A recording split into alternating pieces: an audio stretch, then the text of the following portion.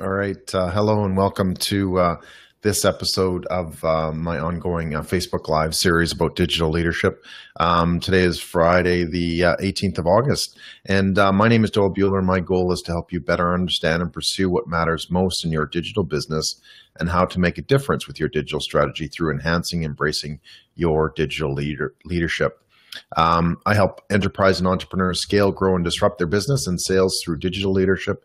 And I'm the author of the book on digital strategy, The Digital Delusion, as well. As if you've been watching these for a while, there are three categories that we go through as part of these digital leadership Facebook Live events. The first one is the State of Digital. That's on Mondays. The second one is Digital Leadership Guest. That's on Wednesdays, where we talk with somebody from the industry, creating strategies and tactics and that sort of thing. And then on Fridays, we have a Digital Discovery Dambuster, where I go through some questions and that sort of thing. The overall purpose of these is to answer the one important question, right? What real world digital strategies actually work for my business? And of course, there's not a one size fits all, but the goal here is to help you decide which strategies can best work for you and your business. So today I'm doing the digital discovery, the Dambuster, the Q&A about marketing and strategy and that sort of thing. So I have a couple of questions that I've gone through and sort of gotten ready for. I'll admit that I have sort of prepared in advance just so that I can maximize the time that we have, because these aren't intended to be very long. They're just very short and very sweet, just to get an understanding of what is going on and how to deal with them. So the questions I'm going to talk about today is what is the right tool to be using and kind of how that fits in with strategy. The second one is likes and shares and interactions and monetization and education and information as well, which is number two. And then I'm going to finish off with some hashtags and just sort of look at it from the strategic standpoint of what is the purpose and why do you need to use them and that sort of thing. So ready to get started with that. So in terms of tools, now, if I may, just want to make sure that everything is set up here first, obviously.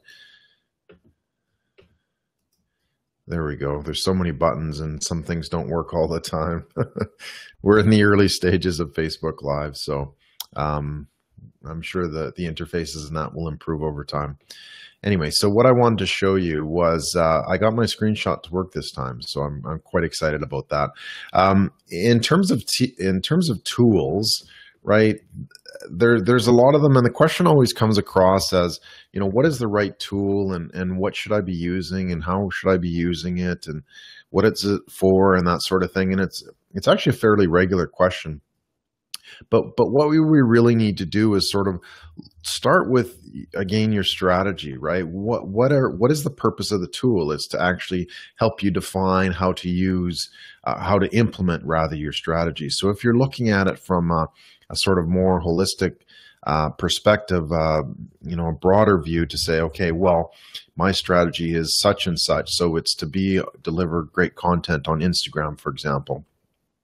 Then I can look and see what tools will help me implementing that and which ones will help me execute that overall strategy. So again, if I'm looking at specific market types, if I'm looking at specific channels or platforms, it all kind of comes back to what's in it for me and how am I actually going to be able to implement that. And if we do have those capabilities to understand the overall strategy, then actually picking a tool can be fairly easy. And I know that we're swamped with, thousands and thousands of tools and how to use them and that sort of thing. But if we can kind of just, step back and say, this tool is for such and such. So this tool is for a strategy. This tool is for, implementation. This tool is for social media, and see how it fits first, right, based upon your actual strategy. And then you can look at how do you actually implement it? How do you actually make it work? How do you how are you able to use that tool as well? So if you don't have that clear up front, then yeah, it's going to be quite overwhelming because you're not going to know what you don't know. You're not going to know what you need, and that sort of thing. So it's going to make things very difficult. So what I wanted to quickly show you is that I've been putting together a tool list, actually. And if you're familiar with the structure, the process, because again, part of strategy is helping you understand the process as well. It helps you manage the systems. And what I've been doing is creating a strategic toolkit based upon the 7 disciplines of digital leadership. So each specific discipline has a certain set of tools that you can use for it to kind of help you, again, because that's the issue. It's not so much that there's lots out there. It's like, how does this actually fit? So what I've been doing in the background is assigning tools based upon the specific criteria. So of each of the, again, 7 disciplines of digital leadership. So it's also, I also call it frame number 1.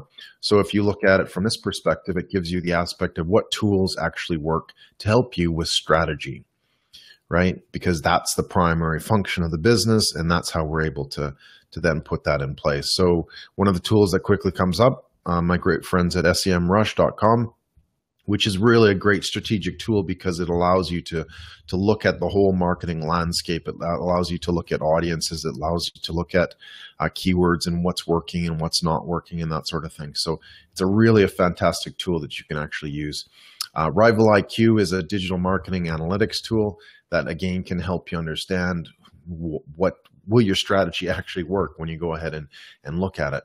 Quantcast.com, again, these are moving in more into the measurement side of things, but again, this is something that will allow you to see if your strategy actually works and how it works and that sort of thing. And so then if we go into the second tool of, the second discipline of digital leadership, content, right? Developing a content development plan and that sort of thing. We've got a number of tools that are set up specifically for that. Related to how does content fit together? How do we actually plan for it? How do we actually detail it? What's really important? And we can continue on that structure. Frame number 3 is dealing with social and selling. Frame number 4 is branding with videos and visuals. Frame number 5 is website alignment. Frame number 6 is sales funnel, and frame number 7 is analytics and advertising. So what I've done is actually organize all the tools into that, and I'm planning on publishing this very soon. We've been working on it for quite some time, setting up all the structure and making sure that it all works and that everything you can get the proper information and that it's structured very easily for ease of use. So that's something that we'll be launching very soon. So in the meantime, again, it comes down to what strategy rather that you're trying to implement, and then look at the tool that actually helps you fit that into the sort of the implementation. And a good day as well from Alan Connolly. Welcome, Al. Big Al, how you doing? Hope you're well. You're up a little bit late. But thanks for checking in. Really appreciate it. And thank you for watching as well. So, all right. What's next? Likes and shares and interactions and education and inform. So this is a big one, right? A lot of it comes down to how do we, as a business, the ultimate goal is to monetize your likes and to monetize the activity on social media towards your business. And some businesses are perfectly suited to this, where it's like an e-commerce type business, or it's a service that is very compatible with what you're selling and what you're developing and what your business actually is. And then there's those businesses in the middle. It's like, well, how do we actually monetize the likes and the shares and the everything that's associated with social media, and it's a big concern. There's actually a table from eMarketer that measuring return on investment, and this is really appropriate. Over 61% of businesses feel it is a very big challenge, and so we look at, well, how do we actually monetize things? How do we actually look at using the likes and that sort of thing? And some of the simple ways are to sort of move those people more towards your ecosystem, right? Your digital ecosystem. So instead of trying to sell online, you kind of have to encourage people to interact and engage with you elsewhere, right? On your own website or your sales site or whatever the case may be. And the trend had been starting with moving them towards gifts and, free downloads, and that still works, right? But you kind of have to sort of step outside, and there's really two aspects. The first one is really that you need to look at how are you going to educate your audience, and how are you going to show them and teach them and give them a better understanding so that they can actually do their business better. And as a service-based business, that's the number one goal, is to give people those tools so that they can actually understand, that you can educate them, you can help them along that path. So we want to make sure that we don't miss out on that. So what a lot of businesses have been doing is I mean, it's hard to convert, a like to a specific dollar figure, but what you can do is, again, look at introducing gifts or of some value through education and that sort of thing. And that's why you've probably seen a really large growth in education type programs and software and platforms and that sort of thing, because it allows you to provide an introductory type service, an introductory type level of understanding of what it is that you do and how you do it. So if you haven't sort of moved to the education side, take a look at, starting to implement that. You can obviously continue with downloads and gifts and that sort of thing. They're obviously not going away very quickly. But you need to sort of look what's coming next. And that's, again, creating those opportunities for education. So that's kind of the business side of things. And then there's the other side. And a great friend of mine, Dean Hawkins, has been created an interesting graphic for this. And I wanted to show you that, and I'll hopefully get it back up here so we can all see it. But I think one of the disciplines of digital leadership that I call it is basically social and sharing. And a lot of us are caught up in the fact that we're still too much broadcast. We're pushing out our message too much. And this is kind of how people are getting, frustrated, and there's so much stuff out there, and there's just this flood of content, and good or bad, and that sort of thing. So it's more a matter of sort of the perspective that you take of how are you personally helping them in that social media development. And look, it's a new technology, it's a new platform, so not everybody understands how to use it.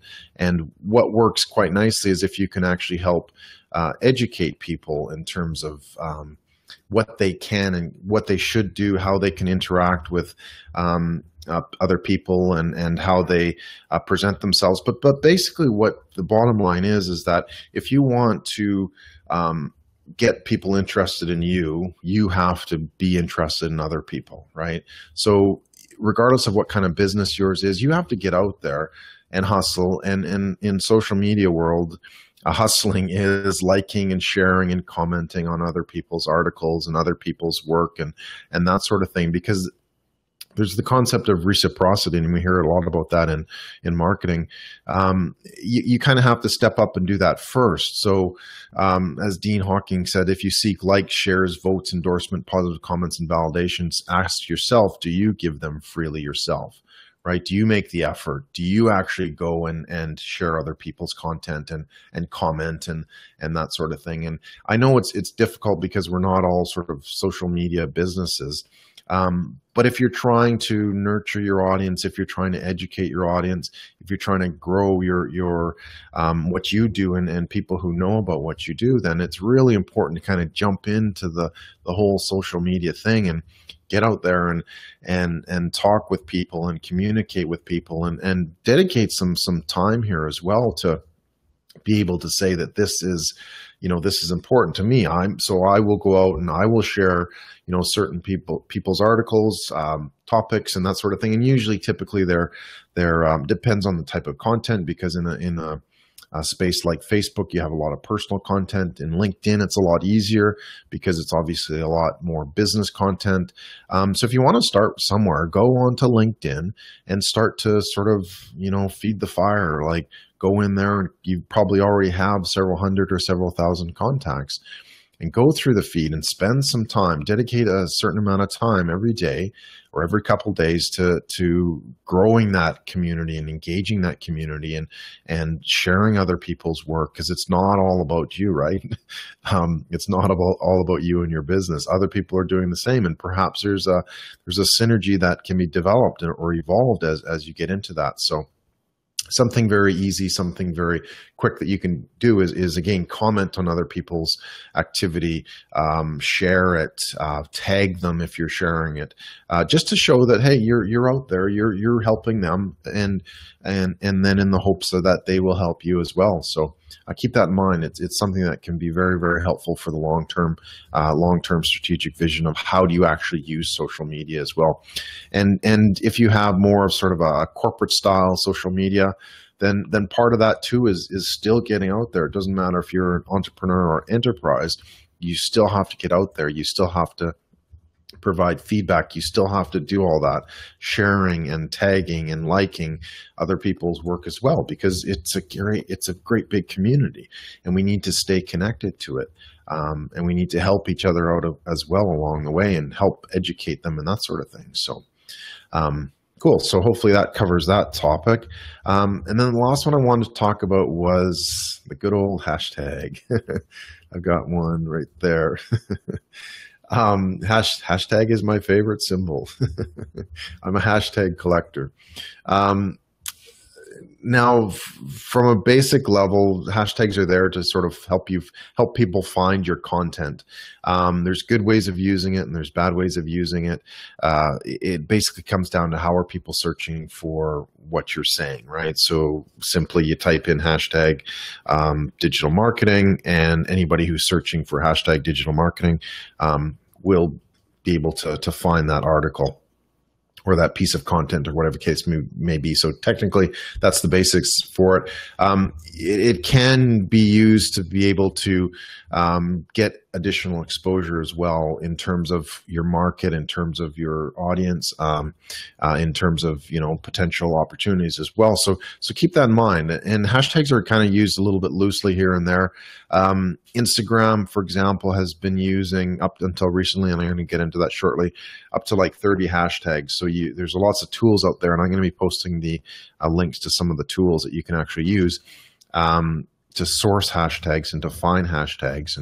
And what they found is that people are abusing these, unfortunately, where they're using too many, or they're related to a kind of a derogatory term or something like that, something that kind of is quite negative. So recently Instagram has kind of locked down the hashtag, and they're only allowing certain hashtags to actually work. So the point is that you have to find a hashtag that works. You have to do your research. You have to find out exactly who is seeing these. Are the people who are seeing these part of your market? And if not, then there's no point in using them, because if you are, then that kind of creates or contributes to the noise as well. So it's something that really needs to be considered in terms of where do you use them and how do you use them. Something the channels that use them most effectively are obviously Instagram and Twitter.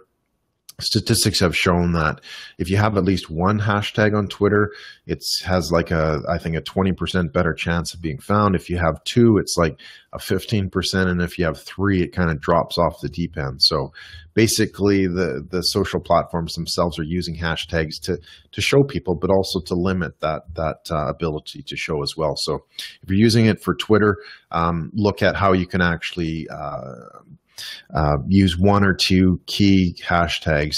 And for Instagram, again, I'm going to show you some links. I'm not going to get too much into them. It's called shadow tagging, I think they call it. And there's actually tools that you can see if your Instagram account is it's called a shadow ban. And Instagram is using it if you're being too prolific with hashtags. And again, I'll post that link on the notes page as well. But something to think about. From the strategic standpoint, you should have or look at developing a hashtag that works with you and your business. And again, there's many tools that you can use to check to see if it's being used in the appropriate manner, because the last thing you want to do is use a hashtag that somebody has used derogatorily or for some other nefarious purpose, because trust me, this is the internet and stuff like that happens. You can also, there's apps as well that you can use on your phone. I use HashMe, which shows you can enter in a specific hashtag, and then it does the research for you and shows you which ones you can use appropriately. So for example, entrepreneur, hashtag entrepreneur, pulls out a bunch: inspiration, success, business, entrepreneurs, motivational, marketing, hustle, happiness, business owner, that sort of thing. So great little tool. But anyway, find out which hashtag works for you and your business, and try to use it consistently. So then, and try to use it specifically for events or specific activities and that sort of thing. So you get into the effect that that's your hashtag, and you can't actually own them. But the fact is that if you use them, people are going to be able to find you, they'll be able to reference to you and that sort of thing. And that's the ultimate goal at the end. So cool. And just the last note with that, and what happened with Instagram is that people were using these hashtags again for basically spam, right? And really the purpose of social media is to kind of tell your story. And Instagram set out sort of an official post on, what people should do to be able to help with their Instagram accounts before this shadow ban took place. But you want to create sort of your distinct level of branding and your visual recognition. You want to be a storyteller, right? And you want to have some thought into your creative. So if you're not doing those things, if you're just trying to get people to like and to follow you, like honestly, that's a pretty short-term plan. It's not going to work out. It's not going to bring you business. But if you create that specific imagery, if you create that story, and if you spend some time into your creative, then that's going to be what people are going to be looking for you. And they're going to come back to you. They're going to come to you to see that and to understand that and that sort of thing. So it's a fascinating tool to be able to use. So, all right, cool. So if you have any, that pretty much covers all the topics. What is the right tool, likes and shares and interactions. Remember to educate and inform and show people what's going on. And then the last one was all about hashtags. And cool. Thanks again for your comment, Alan. Really appreciate it. Yeah, so that's basically it. If you have any other questions, please feel free to drop them in the notes section. Happy to answer them along the way. And I think that's all for today. And on Monday, I'll have the State of Digital, where I'm going to be talking about specific digital activities and how those affect your business and how they affect your strategy as well. So that's coming up on Monday. All right, so that's it. Thanks everybody for watching, and have a fantastic weekend, and we'll see you online.